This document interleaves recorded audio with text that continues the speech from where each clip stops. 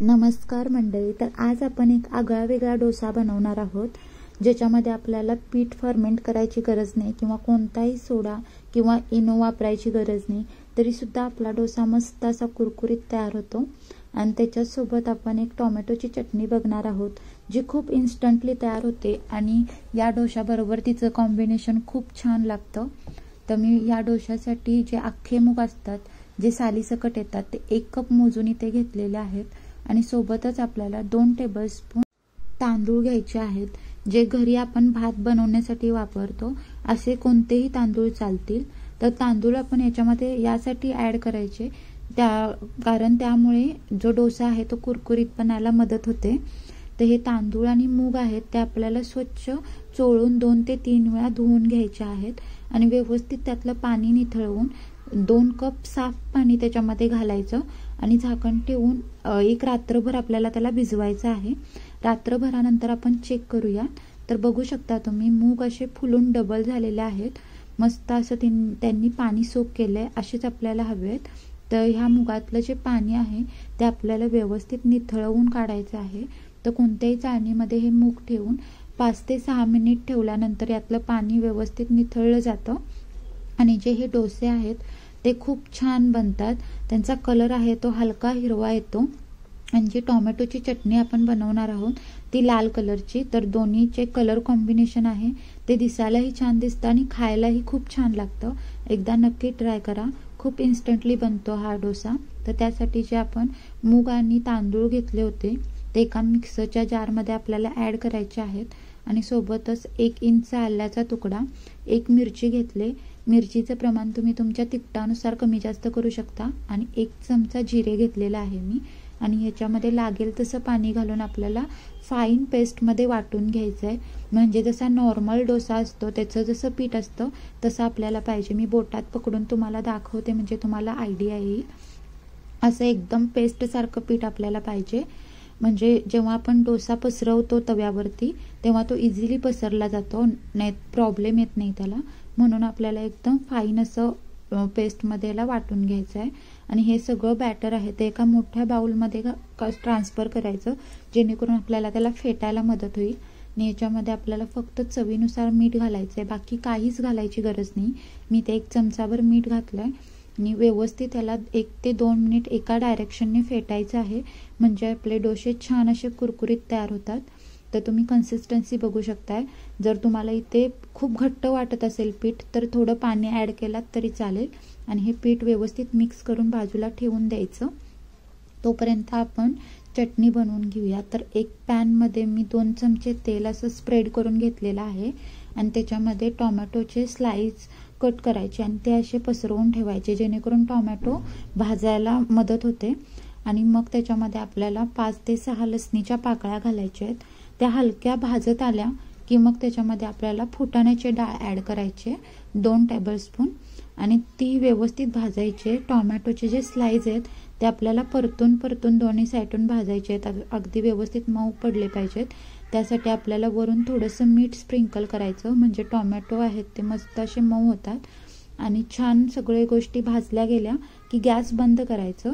हे सगळं साहित्य आहे ते हलकं गार करायचं आणि मग ते एका मिक्सरच्या जारमध्ये आपल्याला ॲड करायचं आहे.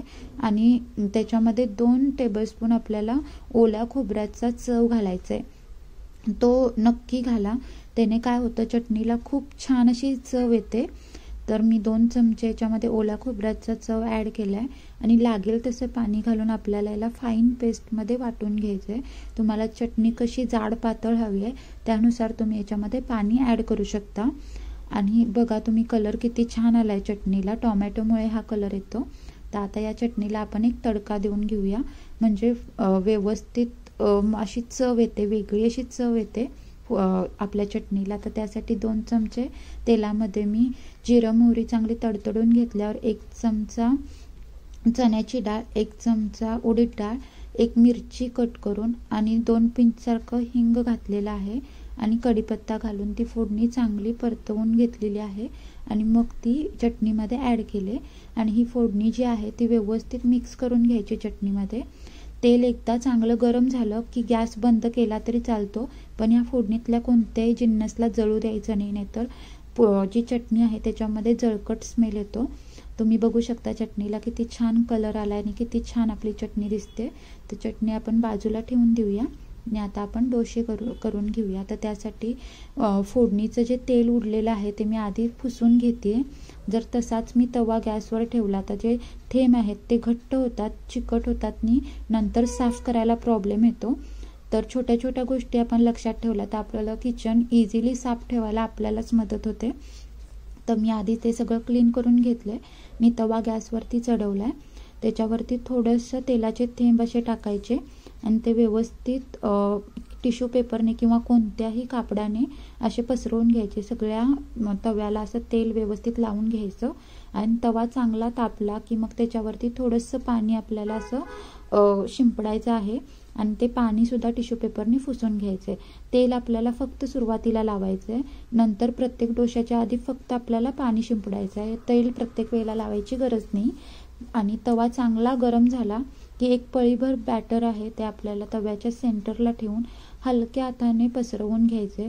तुम्हाला पळीने पसरवायला प्रॉब्लेम येत असेल तर तुम्ही कोणत्याही वाटीने किंवा पेल्याने पसरवलात तरी चालेल। वरून पीठ सुकत आलं की वरती आपल्याला थोडेसे तेलाचे थेंब टाकायचे आहेत, ते हलक्या हाताने पसरवून घ्यायचे आणि मग आपल्याला याच्यावरती जे शेंगदाण्याची चटणी येते ती टाकायची आहे। शेंगदाण्याच्या चटणीचं कॉम्बिनेशन मुगाच्या डोशांमध्ये खूप छान लागतं। नाहीतर तुम्ही याच्यावरती टोमॅटो, कांदा, बारीक चिरलेली मिरची सुद्धा टाकलात तरी चालेल।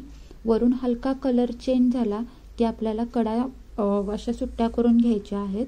आपल्याला हा डोसा परतायचा नसतो, न परतता भाजायचा आहे, त्यामुळे वरून हलका कलर चेंज होऊ द्यायचा, मगच आपल्याला हा डोसा तव्यावरून काढून घ्यायचा आहे। तुम्ही कलर बघू शकता डोशाला किती छान आलाय। तर अशाच प्रकारे मी सगळे डोसे इथे करून घेतलेले आहेत।